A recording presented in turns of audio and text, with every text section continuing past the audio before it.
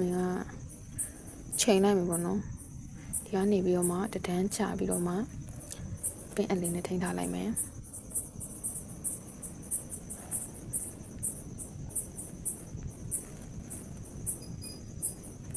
ပင်အလေးနဲ့ထိန်းထားလိုက်မယ်ပေါ့နော်ပြီးတော့ဒီဘက်ဒီဟာကိုလည်း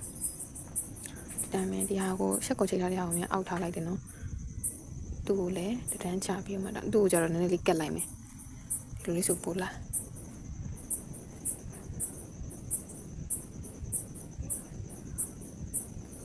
ဒီကနေတဒန်းစလောက်ချန်နေသူ့ကိုတဒန်းလောက်ချန်နေပေါ့နော်ပြီးရင်သူ့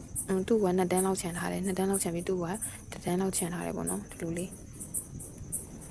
သူ့ကိုလည်းမင်းကပင်းအလေးနဲ့ခဏထိန်းလိုက်မယ်ကိုကလက်ညီနေဆိုရင်တော့ဒီလိုပင်းအသုံးစရာမလိုဘူးပေါ့နော်ဒါလေးထိန်းပြီးမှချုပ်လိုက်အောင်တခုချင်းထိန်းပြီးမှချုပ်ရင်တော့ရတယ်ပေါ့နော်မင်းပြချင်လို့မို့လို့ဒီတိုင်းပေါ့နော်ဒီဟာကိုကဒီဟာကိုဒီထိန်းမှအရင်ချုပ်လိုက်တော့မယ်သူ့ကိုမြင်ရတာနည်းနည်းစိတ်မချမ်းသာ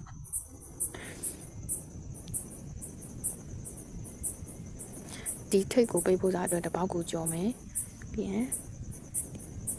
ချိန်တစ်ခါကိုကြော်မယ်ပေါ့နော်အဲ့လိုမျိုးလုပ်လိုက်လို့ရှိရင်ပိတ်သွားမှာပေါ့နော်ဒီလိုလေးဖြစ်သွားမှာအဲ့လိုလေးကိုမှဒီဘက်ဒီအလဲကောင်းကိုရောက်အောင်အကိုပြန်ပြီးတော့မှထည့်လိုက်မယ်ပြီးဆိုမှဒီဟာနဲ့တွဲပြီးတော့မှခြုံမယ်ဒီဟာကိုခဏပြန်ဖြုတ်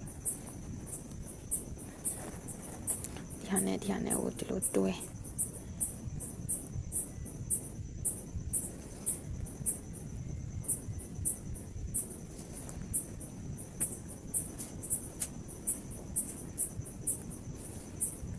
လေးပြန်တွဲမယ်ပေါ့နော်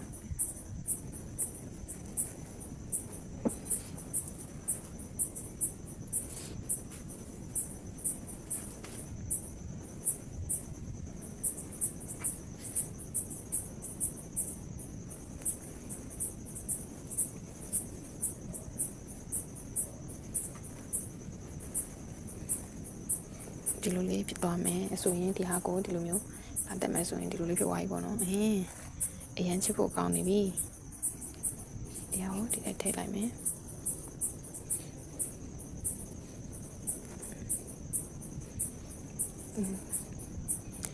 ပြန်ပြမှာတခါထုတ်ရပြီပြီးလို့ရှိရင်ဒီဟာကို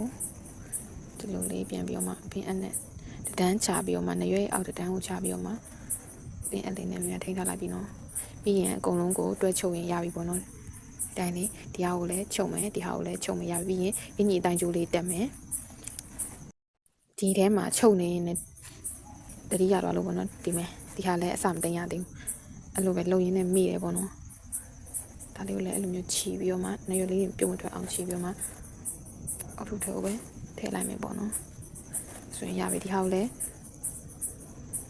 တိုင်းမဲ့ဆက်ပြီးတော့မှချုပ်သွားမယ်ပေါ့နော်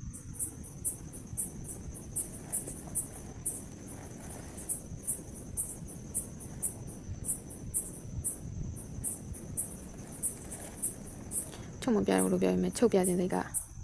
ပေါက်လာလို့ထပ်ပြီးမှပြန်ပြတယ်ပေါ့နော်ဟိုဘက်တစ်ဖက်တော့တကယ်ချုပ်မပြတော့ဘူးเนาะသူလဲဒီဟာနဲ့တူတူပဲဒီတိုင်းပဲချုပ်ရုံပဲပေါ့နော်အဲ့မို့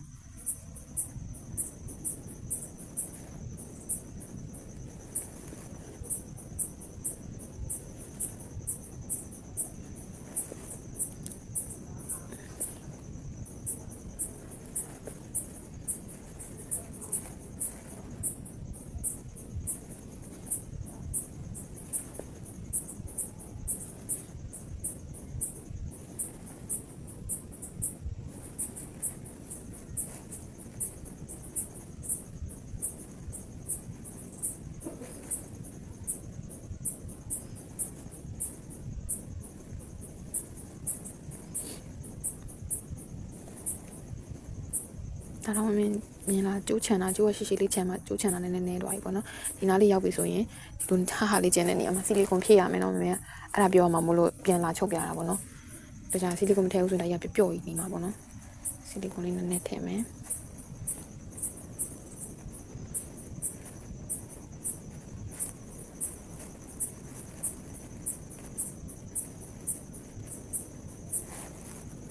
ကျိုးချန်တာနည်းနည်းတိုးသွားပြီပေါ့နော်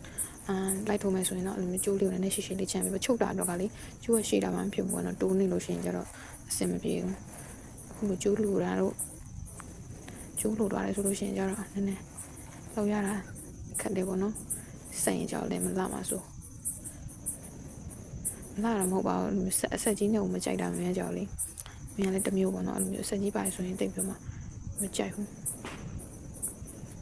ဒီရုပ်ကပထမဆုံးမြန်လည်းပထမဆုံးထိုးတာပေါ့နော်အဲ့ဒါမို့နည်းကမောက်ကမဖြစ်နေတာပထမဆုံးထိုးပြီးတော့မှဗီဒီယိုရိုက်တင်တာပဒံလေးစမ်းရင်ဆိုပြီးတော့မှတင်တာပေါ့နော်အဲ့ဒါမို့တောင်ရောက်လည်းမြောက်ရောက်လိုက်တည်ဖြစ်နေဒီစားတင်းတင်းလေးဆွဲလိုက်မယ်ဒီလိုလေးပေါ့နော်တည့်ရလေးချုံမယ်ဆီလီကွန်နဲ့ပြော့နေတယ်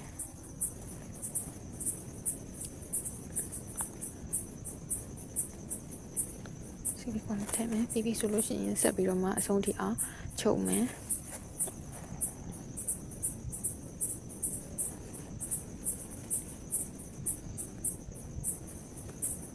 ချုပ်နေရတော့မင်းချုပ်တယ်လို့မဟုတ်ဘူးကိုတတရဖြစ်မဲ့ထင်တဲ့ဂျုံနီးနဲ့လည်းချုပ်လို့ရတယ်ပေါ့နော်တမတ်ထဲမရှိဘူးဘယ်ဟာမှလေကိုအဆင်ပြေတဲ့နီးနဲ့ပိုလာတဲ့ထင်တဲ့နီးနဲ့တုံးလို့ရတယ်ပေါ့နော်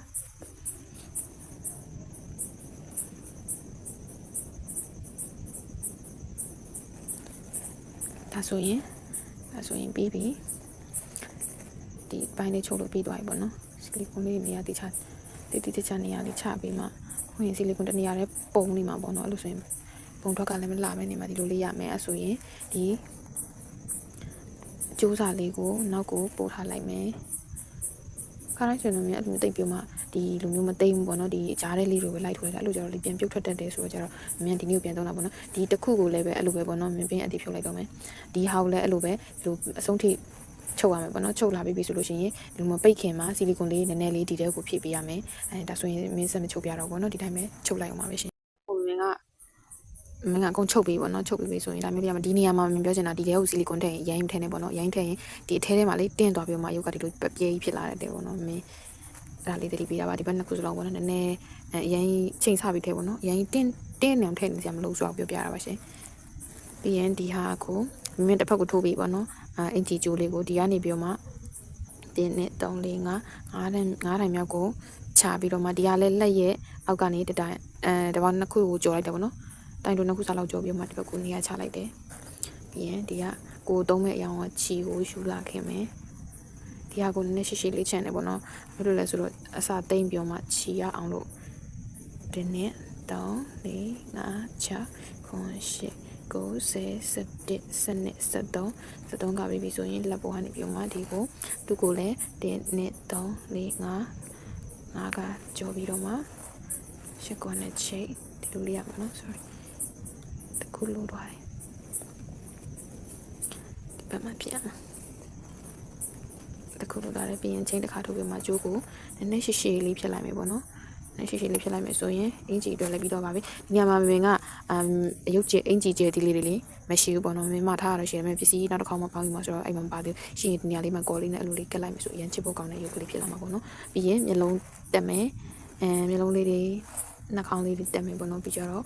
ဘာနီချဲချာရှိရလေးတွေချဲပြီးပြီဆိုရင်ဒီရုပ်ကလေးကပြီးပြီပေါ့နော်မင်းကိုထိုးပြီးလို့ရှိရင်လေမင်းစီလဲလာပြလို့ရတယ်နော်မင်းနဲ့တမကြီးလိုတင်ကျင်တာပေါ့နော်ပြောရမယ်ဆိုရင်ဒီလိုလေးစုပြီးတော့မှခြီလိုက်မယ်ပြုတ်ထွက်တယ်လို့မြင်တာမျိုးလေးတွေခြီပြီးတာပေါ့နော်ဒီဟာရီတုံးကလည်းခြီတယ်နော်မင်းမပြဖြစ်တာပဲရှိတာအဲ့လိုလေးတွေပဲခြီပြီးတော့မှထဲကိုထည့်လိုက်မယ်ဆိုတသေးရက်လေးဖြစ်သွားပြီမြင်လားဒီနားလေးမှာကြဲတိတက်လိုက်အရန်ကို perfect ဖြစ်သွားပြီမှားထားတယ်မင်းကရောက်လို့ရှိရင်အဲ့ဒါလေးကိုဒီလားအဲ့ဒါလေးတက်အောင်ပါအင်ဂျီကျဲတီလေးအသေးပုံလေးတွေကျဲလေးတွေလေဒီမှာတနည်း post လေးလိုလန့်ပြီးမှမှားထားပြီးပြီအဲ့ဟာရောင်းရင်အဲ့ဟာတက်ပြီးမှထည့်မယ်ခုလောလောဆယ်တော့ဒီတိုင်းလေးပဲပေါ့နော်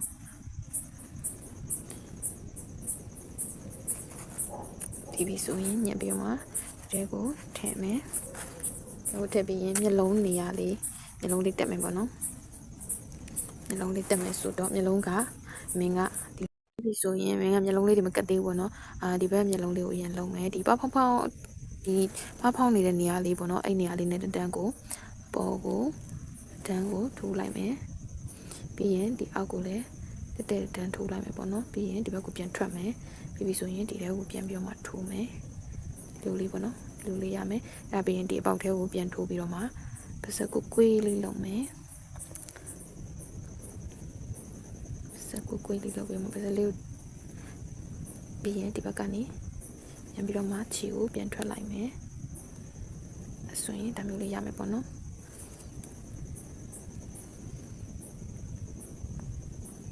ပြီးပြီဆိုရင်လို့လေဒီဘက်ကိုပြန်ထွက်ပြီးပြီဆိုရင်ဒီဟာနှစ်ခုကိုပူပြီးတော့မှခြေလိုက်မယ်ချစ်စရာကောင်းတဲ့ပုံလေးဖြစ်အောင်တော့တခြားလေးကြည့်ပြီးမှလောက်ပေါ့နော်ဒီမျက်လုံးလေးတွေပါးစပ်အဝိုက်လေးတွေဆိုရင်ပြီးပြီဆိုရင်နှာခေါင်းလေးအတွက်ကိုမင်းကခြေဒီခြေလေးပေါ့နော်အနီရောင်လေးကိုလည်း2 line လောက်ယူထားတယ်ပြီးပြီဆိုရင်ဒီမျက်လုံးရဲ့အောက်နေလေးကို2 line လောက်လေးယူပြီးတော့မှထည့်လိုက်မယ်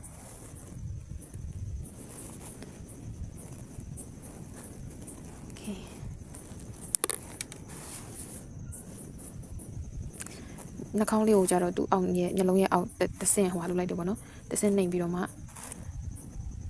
ထိုးလိုက်တယ်ဒီတော့မင်းရိုက်ထားတယ်ဒီလားရိုက်တာကိုလေးခလုတ်ကမနှိမ်မိရနေတာထင်ပါရဲ့ပါသွားတော့ပြီးတော့မျက်လုံးလေးကိုသူနဲ့တန်းနေရလေးမှာလိုလေးကက်လိုက်မယ် Oh my god ရမ်းချစ်ဖို့ကောင်းနေနော်မျက်နှာလေးအဲ့လိုမျိုးလေးမင်းလုံးတလုံးမဟုတ်ဘူးပေါ့နော်ချစ်စရာကောင်းတဲ့ပုံစံလေးလိုက်လို့ရပြီ sorry ဒီနေရာလေးမှာကော်လေးနည်းနည်းကိုယူပြီးတော့မှခေါ်လေးနဲ့ယူပြီးမှနားလေးကိုတုပ်လိုက်မယ်ပြီးရင်ဒီဟာကိုနားလေးကိုနည်းနည်းလေး white လိုက်ဒါဆိုရင်စဝ white ကလေးပေါ့နော်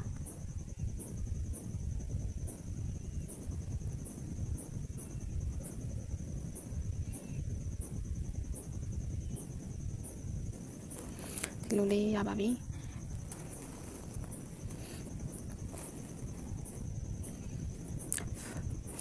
လေးရမယ်ပေါ့နော်ပြီးပြီဆိုရင်ကုန်ပြီးပြီခြေစားတွေတင်ပြီးပြီဆိုရင်ဒီလိုရုပ်ကလေးထွက်လာပြီပေါ့နော်ဒီလိုရုပ်ကလေးထွက်လာမှာပါအဲ့မှာမင်းဆီလီကွန်နဲ့များသွားတာဒီဘက်ကလေးအဲ့ဒါမို့နည်းနည်းဒီနားလေးကဖောင်းလေးဖြစ်နေတာပေါ့နော်ရန်ကျဆီလီကွန်ကိုသူ့အချိန်စာလေးတိုင်းမဲ့ထည့်ရပြီပေါ့နော်ရန်တင်းတော့ထည့်ကြမလို့ပြီးရင်ဘာနီလေးတွေလိုက်ပြီးတော့မှခြေပါမယ်ကိုကဘာနီမခြေချင်ဘူးဒီတိုင်းဖြူတယ်လေးပဲထားခြင်းနဲ့ဆိုရင်တော့လည်းတဘောပေါ့နော်ဘာနီလေးကိုရေးလေးခြေလိုက်ပါမယ်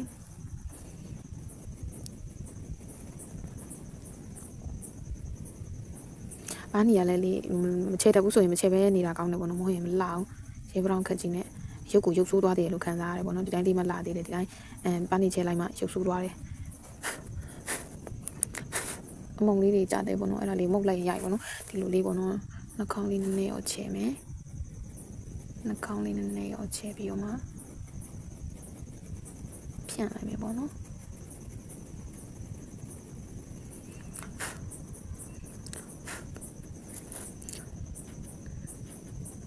ပြီးရင်ဒီနေရွက်လေးတွေရောချဲမယ်ဒီနေရွက်နေရာလေးတွေပေါ့နော်အဲ့နေရာလေးတွေကိုချဲမယ်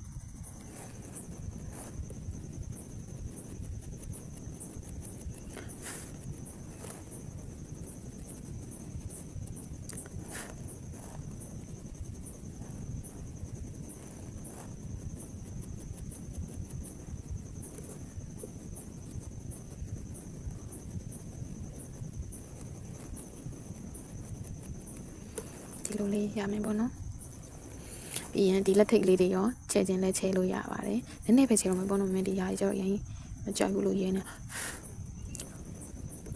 ဒါဆိုရင်ဒီလိုချစ်ဖို့ကောင်းတဲ့အယုတ်ကလေးပြီးသွားပြီပါပြီရှင်ဘယ်လောက်လာလဲအရင်ချစ်ဖို့ကောင်းနေတဲ့အယုတ်ကလေးပါငပြောတီအုတ်ထုပ်လေးပေါ့နော်မမေလည်းပထမဆုံးဒီရုပ်ကပထမဆုံးစပြီးတော့မှထိုးတဲ့ရုပ်ဆိုနေနဲ့ကပေါက်ချပေါ့နော်အဲ့လိုလေးဖြစ်တယ်ဒါပေမဲ့စူးစမ်းပြီးတော့မှလိုက်ထူကြည့်ကြပါအောင်နော်တာအလုံးပဲတာပါ